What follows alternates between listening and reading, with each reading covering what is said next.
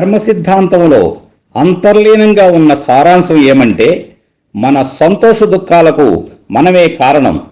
దేవుడు గాని వేరొక వ్యక్తి గాని ఎవ్వరూ కారణం కాదు. కొన్ని సమయాలలో మన కష్టాలకు ఇతరులు కారణంగా పైకి కనిపిస్తున్నప్పటికీ అది వాస్తవం కాదు. మనం గతంలో చేసిన కర్మలకు ఇప్పుడు ఫలితం అనుభవించేందుకు వీలుగా ఇతరులు వారికి తెలియకుండానే సాధనమవుతుంటారు. అసలు రహస్యం ఇదే.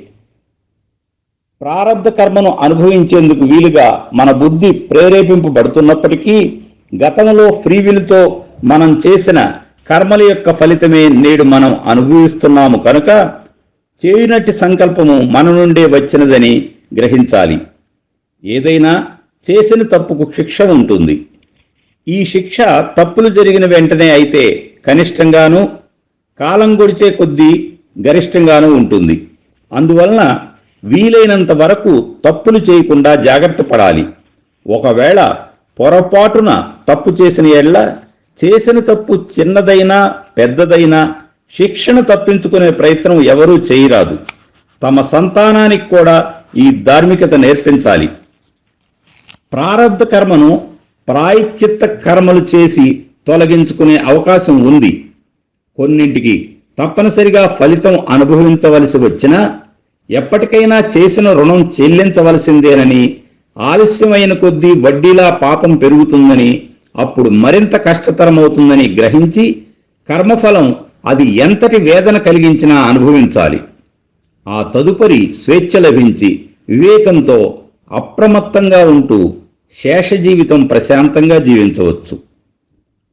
ఏ వ్యక్తి అయినా నేరం చేసి తనకున్న పలుకుబడిని, అధికారాన్ని ఉపయోగించి మనం తయారు చేసుకున్న చట్టం నుంచి తప్పించుకోగలడేమో కానీ ప్రకృతి చట్టమైన కర్మ సిద్ధాంతం నుండి తప్పించుకునే అవకాశం ఎంతమాత్రం లేదు.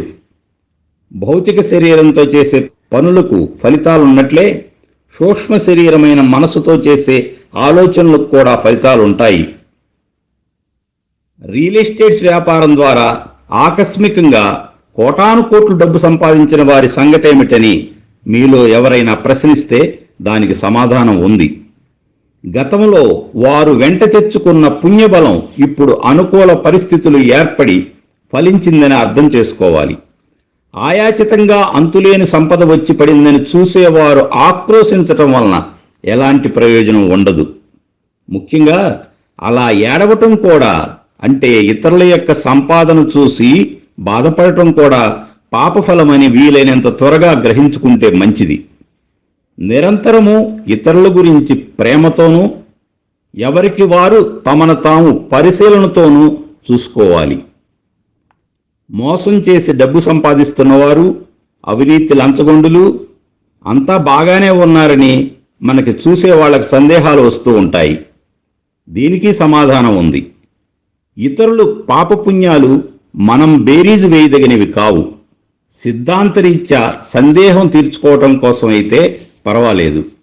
ఇలాంటి సందేహాలకు సమాధానం మరింత జాగ్రత్తగా అర్థం చేసుకోవాలి.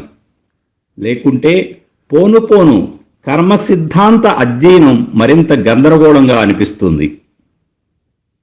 ఎంత డబ్బు సంపాదించినా ఆ వ్యక్తి వెంట తీసుకువెళ్ళగలిగింది ఏమీ లేదు. కొన్నిసార్లు అంతులేని సంపదలను అనుభవించవలసిన జీవాత్మ కొరకు ఈ వ్యక్తి నానా గడ్డీ కరిచి కూడబెడుతుంటాడు. అంటే రాబోయే కాలంలో తినబొట్టబోయే వాడి ధన సంపాదనకు ఈ వ్యక్తి మేనేజింగ్ ట్రస్టీ లాంటి వాడని గమనించాలి. ఈ డబ్బు సంపాదన వెనుక గత జన్మలో అతను చేసిన కర్మ ఉంటుంది. అది ఈ జన్మలో తీరని దాహంగా అతన్ని పట్టుకుని పీడిస్తూ ఉంటుంది. సమాజంలోని అవినీతి లంచగొండుల పాపపు ధన సంపాదన వెనుక కారణం ఈ విధంగా ఉంటుంది. కానీ పరిశ్రమలు స్థాపించి తమ వ్యాపార సంస్థల ద్వారా వేల కోట్లు ఆర్జించిన వారి పరిస్థితిని ఇప్పుడు సవ్యంగా విశ్లేషించుకుందాం.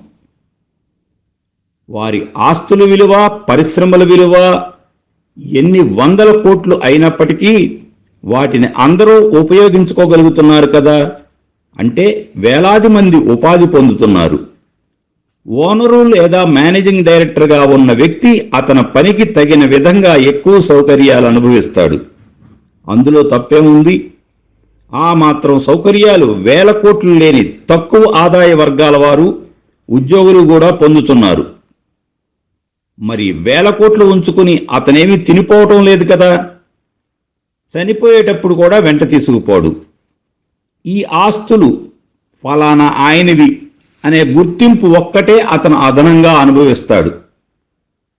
ఈ విధంగా కాలానుగుణంగా ఈ గుర్తింపు మరి కొందరి చేతుల్లోకి వెళ్ళవచ్చును. కానీ ఆ పరిశ్రమలు, ఆస్తులు అక్కడే ఉంటూ మనందరికీ లేదా మనలాంటి కొందరికి ఉపయోగపడుతుంటాయి. ఈ విధమైన ధార్మిక సాత్విక ఆలోచన విధానం ఎంత హాయిగా ఉందో గమనించారా?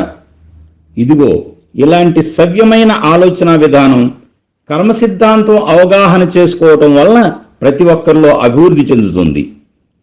సుఖ సౌఖ్యాలు, అధికారము, సంతోషము, జనసహకారము, డబ్బు, స్థిర చరాస్తులు ఇవన్నీ యోగానుసారం ప్రాప్తించేవి.